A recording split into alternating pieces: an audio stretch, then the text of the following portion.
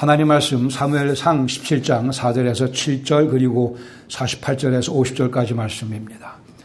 블레셋 사람들의 진영에서 싸움을 도두는 자가 왔는데 그의 이름은 골리앗이요 가드 사람이라.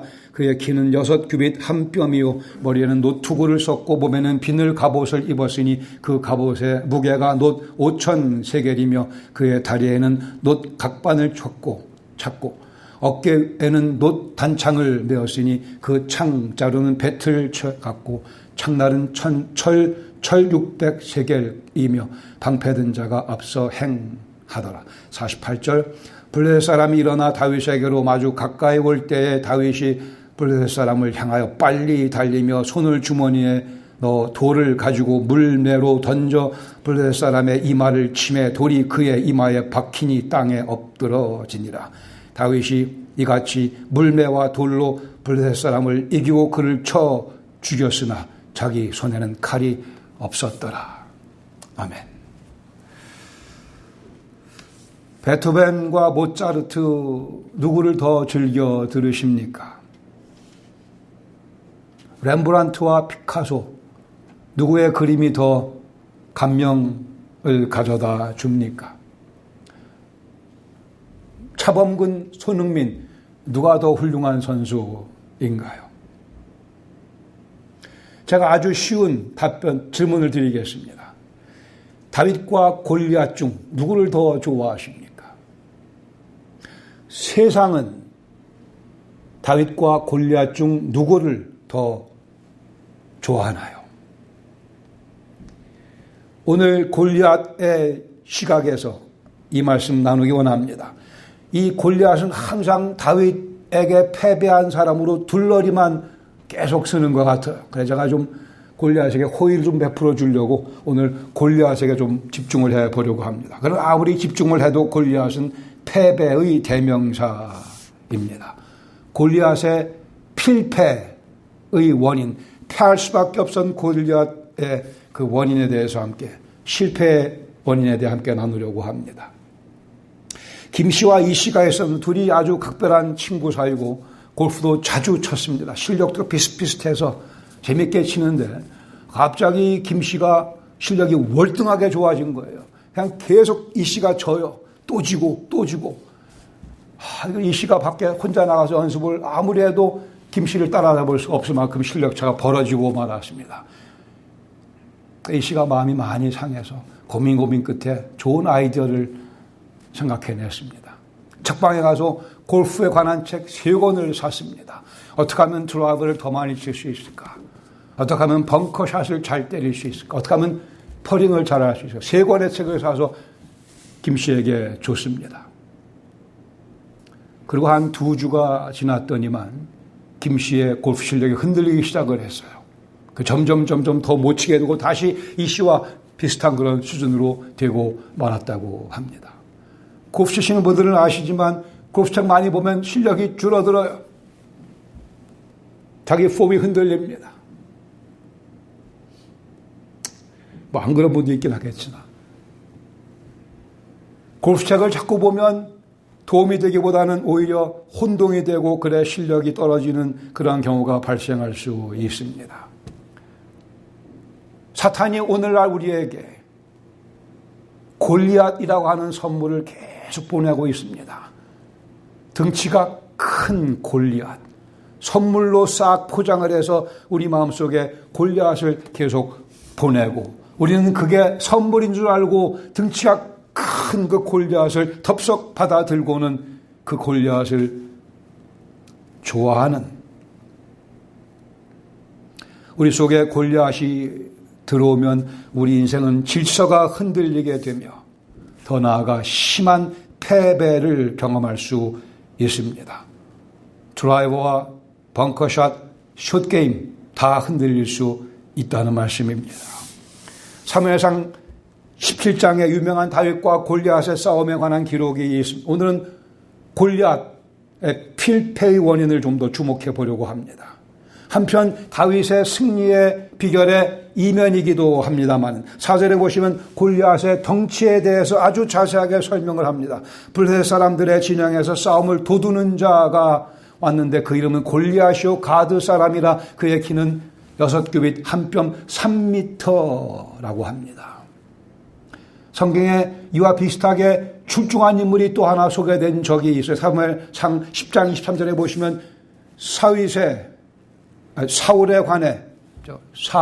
관해서 그들이 달려가서 그를 사울을 데려오매 그가 백성 중에 선이 다른 사람보다 어깨 위만큼 컸더라. 그래 그가 이스라엘 첫 번째 왕으로 세워지게 됩니다. 그러나 이 사울마저도 지금 부들부들 떨고 있을 만큼 그렇게 등치가 큰 3미터의 거구의 거인 골리앗이 이스라엘 백성들과 사울을 협박하고 있었습니다.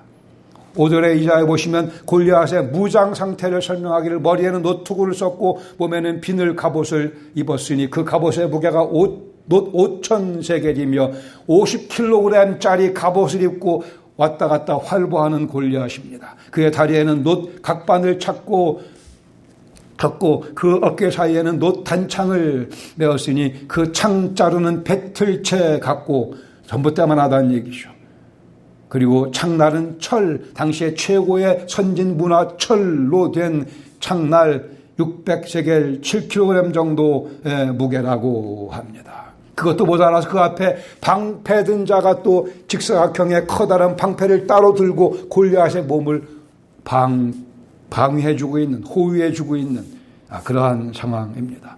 한 개인이라기보다는 그냥 든든한 성 하나만한 그러한 집채만한 사람이 지금 으름장을 놓고 이스라엘 백성들의 간담을 서늘케 하고 있는 상황입니다. 이 골리앗이야말로 공격적인 면에서나 수비 면에서나 완벽하게 무장 준비가 된 그리고 그의 전쟁 경험과 장군으로서의 그런 위용 등등등 성경은 이보다 더 자세하게 한 사람의 외형에 대해서 묘사한 곳이 이곳 말고는 없습니다.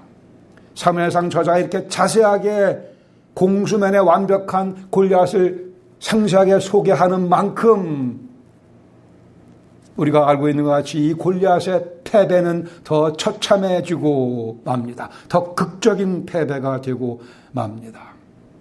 10절에 보시면 골리앗의 잘못된 선택에 관해서 말씀하기 시작합니다. 그 블레셋 사람이 또 이르되 내가 오늘 이스라엘 군대를 모욕하였으니 사람을 보내어 나와 더불어 싸우게 하라. 이스라엘의 군대를 감히 모독하고 있는 골리앗, 한편으로는 담대함이라 볼 수 있겠으나 패망이 예약되어 있기에 그의 이 모습은 만용에 지나지 않습니다. 이스라엘 군대를 모욕하는 것은 결국 여호와를 모욕하는 것이었습니다. 사울과 온 이스라엘이 여호와의 이름이 모욕당하는 그 상황 가운데 꿈쩍도 못하고 부들부들 떨고 있는 상황입니다. 그러나 하나님은 외모를 취하지 아니하는 분이시며 그 하나님과 같은 가치관을 갖고 있던 즉 외모를 취하지 않던 다윗이 이 얘기를 듣고 더 이상 참지 못해 등장하기 시작을 합니다. 26절에 보시면 다윗이 이 할례받지 않은 블레셋 사람이 누구이기에 살아계시는 하나님의 군대를 모욕하겠느냐. 살아계신 하나님의 군대들이라고 원어에 대해서 복수로 되어 있습니다. 군대들을 모욕하겠느냐. 이것이 다윗으로 하여금 의로운 피를 들끓게 만들고 있습니다. 그래 다윗과 골리앗의 결투가 시작이 되죠. 42절에 보시면 그 블레셋 사람이 둘러보다가 다윗을 보고 업신여기니 이는 그가 젊고 붉고 용모가 아름다운지라. 블레셋 사람이 다윗에게 이르되 내가 나를 개로 여기고 막대기를 가지고 내게 나왔느냐 하고 그의 신들 자기의 우상 신들의 이름으로 다윗을 저주하고 있습니다. 여기에 골리앗의 잘못된 선택이 있죠. 존재하지도 않는 우상 신들의 이름을 불러가며 자기의 만용을 과시하고 있는 상황 가운데 여기 골리앗은 가까이서 접전할 것을 염두에 두고 있습니다. 여기 막대기 들고 나왔냐고 그랬죠. 그러나 다윗의 진짜 무기는 물맷돌이었는데 그 물맷돌을 보지 못하고 있습니다. 다윗의 진짜 무기는 물맷돌 아니 실상 다윗의 진짜 무기는 하나님 여호와셨습니다. 그러나 그 사실을 전혀 모르는 채 44절에 보시면 다윗 골리앗이 근거 없는 확신을 외쳐댑니다. 그 블레셋 사람이 또 다윗에게 이르되 내게로 오라 내가 네 살을 공중의 새들과 들짐승에 주리라 하는지라. 이제 다윗의 멋진 연설이 또 그의 믿음의 고백이 튀어나오게 됩니다. 45절에 다윗이 이러한 방자한 골리앗의 모습을 보고 이르기를 너는 칼과 창과 단창으로 내게 나오구나. 나는 만군의 주 여호와의 이름 곧 내가 모욕하는 이스라엘 군대들의 하나님의 이름으로 나아간다. 선포합니다. 여기 이스라엘 군대들이라고 되어 있는 상황, 그 표현 가운데 다윗은 분명코 복수로 쓰고 있기에 눈에 보이는 이스라엘 군사들 뿐이 아니고 하나님께서 사용하실 천군 천사들을 염두에 두고 외치는 것이라 이해할 수 있을 것입니다. 다윗의 시각은 눈에 보이는 것뿐이 아니고 눈에 보이지 않는 하나님의 그러한 일꾼들의 세력까지 염두에 두고 있습니다. 46절에 오늘 여호와께서 너를 내 손에 넘기시리니 내가 너를 쳐서 내 목을 베고 블레셋 군대의 시체를 오늘 공중의 새와 땅의 들짐승에게 주어 골리앗의 말을 되돌려 쳐줍니다. 온 땅으로 이스라엘에 참 하나님이 계신 줄을 알게 하겠고 또 여호와의 구원하심이 칼과 창에 있지 아니함을 이 무리에게 알게 하리라. 전쟁은 여호와께 속한 것인즉 그가 너희를 우리 손에 넘기시리라.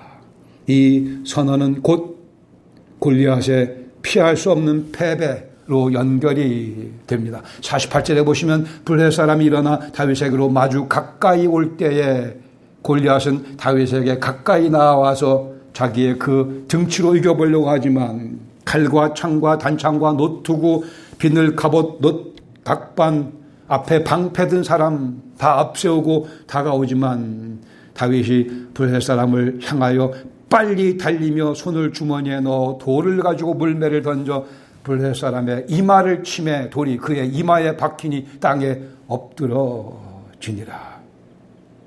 다윗이 골리앗과 맞붙었으면 패배할 수 있었을 겁니다. 그러나 다윗은 거리를 유지하면서 물맷돌을 던져 그리고 온몸을 무장했기에 때릴 데가 없었습니다. 그러나 때릴 수 있는 곳 딱 한 곳이 있었는데 그의 비어있는 이마 거길 향하여 물맷돌을 던져 명중시켰습니다. 때릴 데가 없었지만 딱 한 군데 비어있는 곳. 사사기 20장 16절에 보면 이런 말씀이 있어요. 모든 백성 중에서 택한 700명은 다 왼손잡이라 물맷돌을 던지면 조금도 틀림이 없는 자들이라. 이미 이 이스라엘 문화 가운데는 그런 물맷돌을 정확하게 던질 수 있는 시속 160에서 240km의 스피드로 던질 수 있도록 훈련받은 사람이 많이 있었고 다윗이 그 중에 하나인 것으로 여겨집니다. 그렇게 멋지게 다윗이 물맷돌을 던져서 이마를 명중시킵니다. 레위기 24장에 보시 이런 말씀이 여호와의 이름을 모독하는 자는 돌로 치라고 말씀하셨거든요. 다윗이 딱 그 일을 한 겁니다. 여호와의 이름을 모욕하는 블레셋 장군 골리앗 여호와의 이름을 모욕해? 그래 내가 이 레위기에 있는 말씀대로 돌로 쳐 너를 죽이겠노라 하면서 돌로 쳐서 골리앗을 쓰러뜨리고 맙니다. 이것이 사건의 결말입니다. 50절에 보시면 사건의 결론이 있습니다. 다윗이 같이 물매와 돌로 블레셋 사람을 이기고 그를 쳐 죽였으나 자기 손에는 칼이 없었더라. 그의 다윗의 손에는 칼이 없었더라. 두 개 정도의 교훈을 함께 나누기 원합니다. 골리앗의 필패의 첫 번째 원인은 골리앗이 줄을 잘못 쓴 거예요. 줄을 잘못 썼습니다. 다시 한번 다윗이 했던 말씀 47절에 있는 말씀 여호와의 구원하심이 칼과 창에 있지 아니함을 이 무리에게 알게 하려 하리라. 전쟁은 여호와께 속한 것인즉 그가 너희를 우리 손에 넘기자. 승리를 원한다면 골리앗은 여호와의 편에 섰어야 되는데 줄을 잘못 쓰고 말았습니다. 존재하지도 않는 우상신들의 이름을 불러대며 거들먹거리면서 재밌는 것은 이 골리앗은 지가 얘기하는 그 우상신들 앞에서 마저도 겸손하지 않았습니다. 자기 덩치를 믿었던 거죠. 즉 하나님과 반대편에 선 것입니다. 그 결과 골리앗은 자기의 상대가, 자기의 대적이 다윗이라고 오해를 했습니다. 자기가 지금 대적하고 있는 그 상대는 다윗이 아니고 여호와 하나님이었던 것을 모르고 줄을 잘못 썼어요. 그 골리앗을 그렇게 크게 만드신 분도 바로 그 여호와 하나님이신 것을 자기 덩치만 믿고 여호와께서 함께 하시는 다윗을 업신이 여기고 우습게 여기고 결국은 필패하고 말았습니다. 사람은 자기 덩치가 크면 하나님께로부터 쉽게 멀어질 수 있습니다. 내 덩치가 크다고 생각하면 하나님께로부터 쉽게 멀어질 수 있습니다. 이 골리앗이, 이 덩치 큰 골리앗이 우리 마음을 비집고 들어옵니다. 사탄이 그 골리앗을 우리에게 보냅니다. 우리 속에 들어와 있는 골리앗을 제거해야 되고 우리 속에 들어오려는 골리앗을 경계해야 할 것입니다. 특히 덩치가 큰 분들 조심하셔야 됩니다. 나도 모르는 사이에 내 덩치에 자신감을 갖게 됩니다. 내가 지니고 있는 건강 때문에, 그 건강의 덩치 때문에 내 줄을 잘못 쓰는 오판을 할 수 있게 됩니다. 내가 지니고 있는 재산 때문에, 그 커다란 덩치를 지닌 재산 때문에, 내가 지니고 있는 지식과 인맥 때문에 내 덩치가 크다고 오해할 수 있습니다. 내가 가지고 있는 경험과 이력이 나로 하여금 내 덩치가 큰 존재라고 오해하게 만들 수 있습니다. 내 능력이 나로 덩치가 큰 자라고 오해하게 만들 수 있습니다. 그 골리앗이 우리 마음속에 들어오면 우리는 하나님께로부터 멀어질 가능성이 점점 많아지며 주를 이탈할 수밖에 없게 됩니다. 전쟁은 여호와께 속한 것이라 했습니다. 다윗은 이 진리를 알았기에 골리앗은 다윗에게 백전백패할 수밖에 없었습니다. 다윗이 아니라 하나님을 경외하는 이스라엘 백성 중에 그 누가 나가서 골리앗을 대적했더라도 골리앗은 그 상대에게 패할 수밖에 없었습니다. 그 뒤에는 여호와께서 함께 하셨기에, 아니 다윗이 줄을 잘못 섰기에 여호와를 향해 서지 않고 여호와를 대척하며 섰기 때문에 그는 필패할 수밖에 없었습니다. 나는 항상 하나님 편에 서 있는가가 그러기에 중요하고 또 중요합니다. 인생의 위기를 경험하기 전에 먼저 내가 하나님 편에 서 있는가, 하나님께 줄을 대고 있는가 확인해야 할 것입니다. 인생의 위기를 경험하고 난 다음에 비로소 허겁지겁 하나님께 줄을 대려고 하지 말고 미리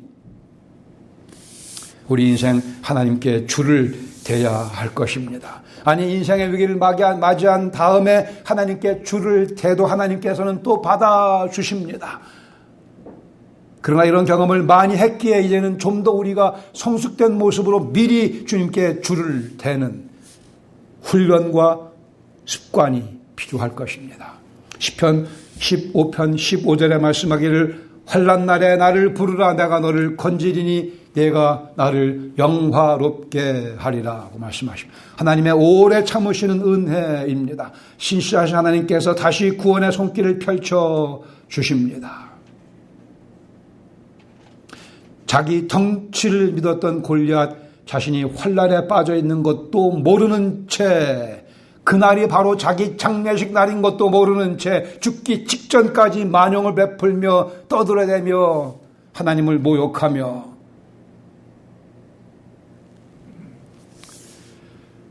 자기 장례식 날인 걸 몰랐다는 것이 문제입니다. 그러니까 자기가 인생의 최대의 위기 가운데 빠져 있었던 것을 몰랐던 골리앗, 줄을 잘못 써서 여호와 하나님을 향하지 않았기에 필패의 경험을 하게 됩니다.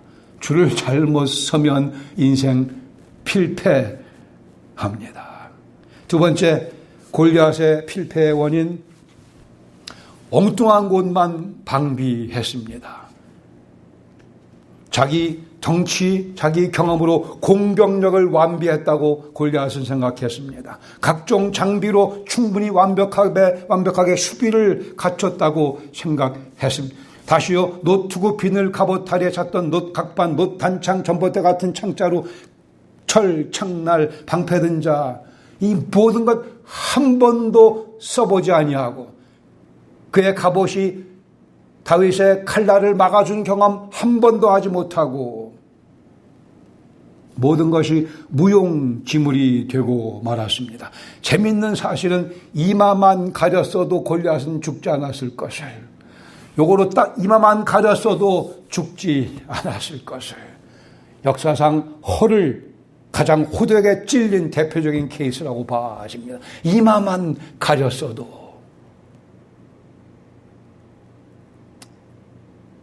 다윗은 자기의 외모에 치중했습니다. 완벽하다 자만했으나 사무엘상 16장 7절에 말씀하기를, 하나님께서 이 다윗을 처음 택하실 때 사무엘에게 하신 말씀, 사람은 외모를 보거니와 나 여호와는 중심을 보느니라. 중심을 보느니라.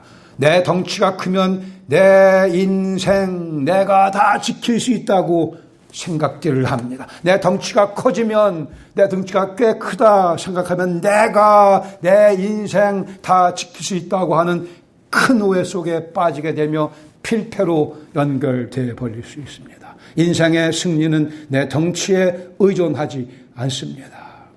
하나님께서는 외모를 취하지 아니하시기 때문에요. 아무리 덩치가 크고 무장을 잘해도 노출된 곳 딱 한 군데, 거기가 바로 필패의 급소입니다. 인생 패배의 급소 하나로 박살날 수 있습니다. 다윗은 이 사실을 잘 알고 있었기에 골리앗이 자랑하는 것에 대해서 다윗은 전혀 관심을 보이지 않습니다.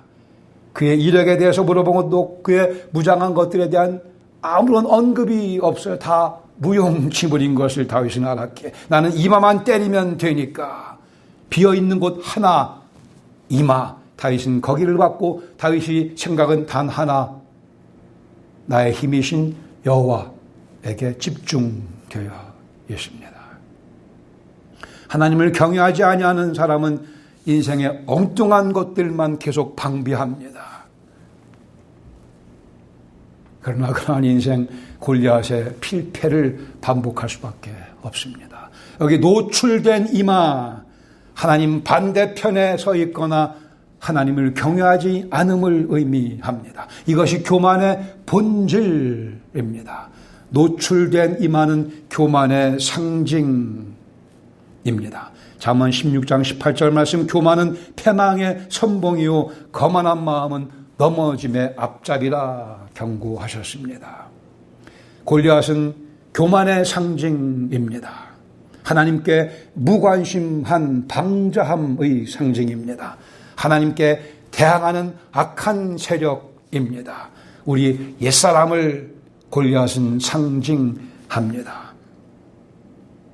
즉 예수 그리스도께서 십자가를 통해 정복하신 대상, 그 골리앗, 우리의 죄성, 우리의 옛사람의 모습, 그 잔재가 우리 속에 자리 잡고 있으면 아주 곤란합니다. 아니, 실상 그 잔재가 자리 잡고 있기에 계속 우리가 말씀으로 격려를 받으며 그 골리앗을 내쫓으며 오늘도 살아가는 거죠.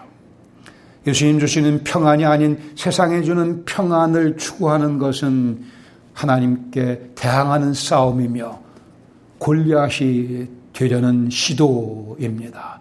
내가 지닌 재력이 내 인생의 참된 행복을 보장하지 않습니다. 내가 지닌 인맥과 지위가 내 인생의 품격을 보장해 주지 않습니다.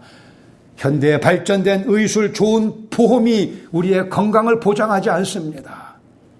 예수 그리스도의 복음은 내가 내 덩치를 신뢰하는 골리앗이라는 사실을 인정함으로 능력이 발휘되기 시작합니다. 내 속에 있는 골리앗, 예수님께서 십자가에서 다 소멸시켜 주셔야 된다고 고백할 때 십자가의 능력이 우리를 일으켜 세워줍니다.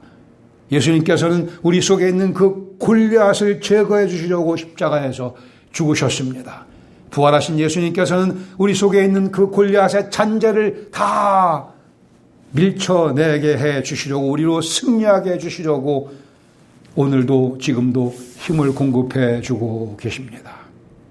이제 우리는 골리앗의 필패를 반복하지 마십시다. 내 인생의 덩치를 불리려고 노력하지 마시고 나의 힘이 되신 여호와를 사랑합시다. 사탄이 무서워 떠는 경우가 있습니다. 연약한 한 성도가 무릎 꿇고 주님께 기도드릴 때, 연약한 한 성도가 여호와를 향하여 나의 힘이신 여호와여 내가 주를 사랑하나이다 고백할 때입니다. 여호와는 나의 반석이시오, 나의 요새시오, 나를 건지신 이시오, 나의 하나님이시오, 내가 그 안에 피할 나의 바위시오, 나의 구원의 뿌리시오, 나의 요새시오, 나의 산성이시로다. 이 기도가 우리로 하여금 오늘도 넉넉히 골리앗을 또 한 번 멋지게 무너뜨리게 해 줄 것으로 확신합니다. 같이 기도하겠습니다.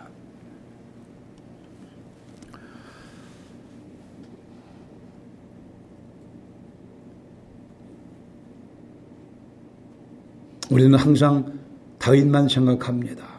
문제는 내 속에 골리앗이 비집고 들어와 있다고 하는 사실입니다. 사탄이 그 골리앗을 덩치 커다란 모습으로 계속 우리에게 보내주면 우리는 그것이 선물인 줄로 오해합니다. 골리앗을 직시하며 골리앗을 밀쳐내는 훈련이 필요합니다.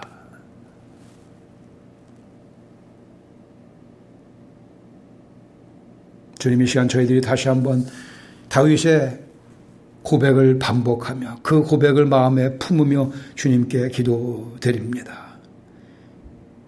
판단력을 주셔서 골리앗을 정확하게 구별하게 하시고 우리 힘이신 여호와 향하여 주여 제가 주를 사랑하나이다.